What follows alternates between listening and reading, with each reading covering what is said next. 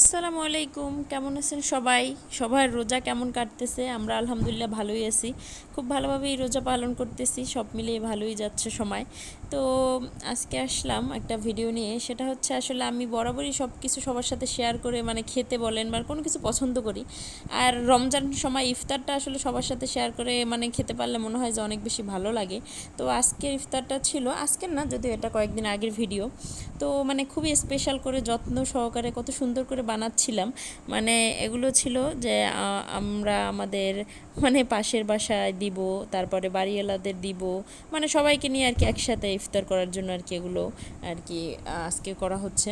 তো সব কিছু সুন্দর করে একদম পরিপাটি করে যত্ন করে বানাচ্ছিলাম। আর একটা কথা কি, মানে পুরো রমজান জুড়ে আমি নিজের হাতে সব ইফতারি বানাইছি।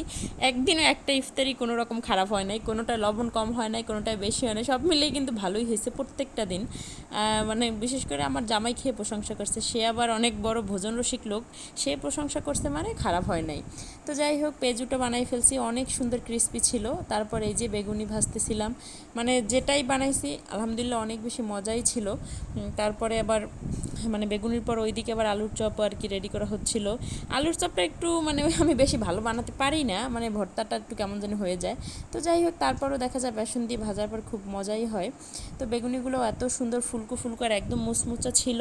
তারপরে এই যে আলুর চপটা মানে খুব তাড়াহুড়ো করতেছিলাম, মানে কয়েকটা বাসায় মানে দেওয়ার জন্য, মানে ইফতারি ছিল 2টা বাসায় 3টা বাসায় দেওয়ার কথা ছিল।